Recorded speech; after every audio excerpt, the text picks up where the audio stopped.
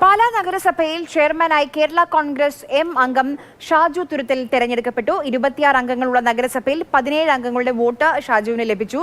Shinoj S T വിവരങ്ങളുമായി കോട്ടയത്ത് നിന്ന്. ഷിനോജ്, എങ്ങനെയാണ് പാർട്ടികളുടെ പിന്തുണ?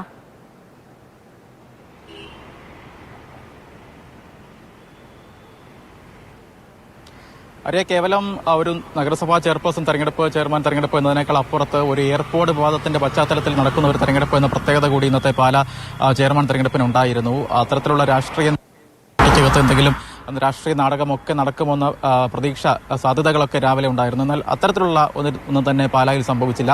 കൃത്യമായ ആകെ 26 അംഗങ്ങളുള്ള നഗരസഭയിൽ 17 അംഗങ്ങളുടെ പിന്തുണയാണ് എൽ ഡി എഫിനുള്ളത്. 9 അംഗങ്ങളുടെ പിന്തുണയാണ് UDF നുള്ളത്. 17 അംഗങ്ങളുടെ പിന്തുണയോടുകൂടി തന്നെ LDF-ന്റെ കേരള കോൺഗ്രസ് എം നേതാവ് ഷാജു വി തുരുത്തും ഇപ്പോൾ ചെയർമാനായി തെരഞ്ഞെടുക്കപ്പെട്ടിരിക്കുകയാണ്. എതിർ സ്ഥാനാർത്ഥിയായിരുന്ന UDF-ന്റെ പ്രിൻസ് VC തറയിലിന് 9 അംഗങ്ങളുടെ പിന്തുണയാണ് ലഭ്യമായിരിക്കുന്നത്. എന്തായാലും എയർപോർട്ട് വിവാദം ഇപ്പോഴും തന്നെ സജീവ ചർച്ചയായി നിൽക്കുകയാണ്. പ്രത്യേകിച്ച് ഇപ്പോൾ ഈ ആരോപണ വിധേയനായി നിൽക്കുന്ന ബിനു പുളിക്കകണ്ഠമായി രാവിലെ സംസാരിച്ചിട്ടുണ്ടായിരുന്നു. അപ്പോൾ പറയുന്നത് ഇന്നത്തെ ചെയർമാൻ തെരഞ്ഞെടുപ്പിൽ ഇത് ഒന്നും തന്നെ ബാധിക്കില്ല, പക്ഷേ നിയമ നടപടിയുമായി താൻ മുന്നോട്ട് പോകുമെന്ന് തന്നെയാണ് ബിനു പറയുന്നത്. മറുവശത്ത് ഇത്തരത്തിൽ മോഷ്ടിക്കപ്പെട്ട സാധനമായ ഈ എയർപോർട്ടിന്റെ ഉടമയായ ജോസും നിയമ നടപടിയുമായി കഴിഞ്ഞ ദിവസം മുന്നോട്ട് പോയിട്ടുണ്ടായിരുന്നു. ഇത് എങ്ങനെ വരുന്ന കാലങ്ങളിൽ പാലാ തെരഞ്ഞെടുപ്പിന്റെ പാലായിലെ മുന്നണി രാഷ്ട്രീയത്തെ ഏത് തരത്തിൽ ബാധിക്കുമെന്നാണ് ഇനി കണ്ടറിയാൻ പോകുന്നത്. ഈ എയർപോർട്ട് വിവാദവുമായി ബന്ധപ്പെട്ട് ഇനി ആ വിവാദത്തിൽ കൂടുതൽ പ്രതികരണങ്ങളിലേക്ക് അല്ലെങ്കിൽ പരസ്യ പ്രതികരണങ്ങളിലേക്ക് പോകേണ്ട എന്നൊരു തീരുമാനം കൂടി ഉണ്ടോ ഷിനോജ്?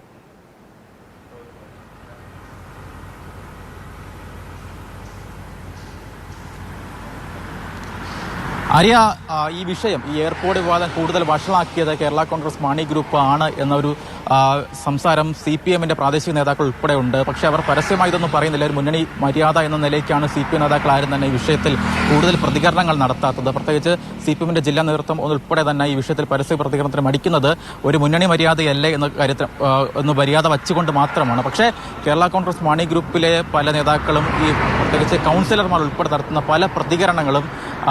പല പ്രതികരണങ്ങളും CPM-ന് തന്നെ വളരെയധികം നാണക്കേടായി മാറിയിട്ടുണ്ട്. പ്രത്യേകിച്ച് കഴിഞ്ഞ ദിവസങ്ങളിലൊക്കെ നമ്മൾ കണ്ടതാണ് ആ രീതിയിലുള്ള തരത്തിലുള്ള പ്രതികരണമാണ് കേരള കോൺഗ്രസ് മാണി ഗ്രൂപ്പിന്റെ നേതാക്കളുടെ ഭാഗത്തു നിന്ന്, പ്രത്യേകിച്ച് കൗൺസിലർമാരുടെ ഭാഗത്തു നിന്ന് ഉണ്ടായതെന്ന്.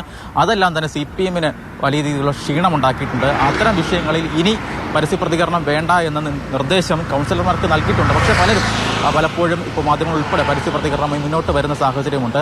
അത്തരം വിഷയങ്ങൾ കൂടി ഇനി വരുന്ന മുന്നണി യോഗങ്ങളിൽ, LDF-ന്റെ പ്രധാനപ്പെട്ട യോഗങ്ങളിലെല്ലാം തന്നെ ചർച്ചയാകാനുള്ള സാധ്യതയുണ്ട്.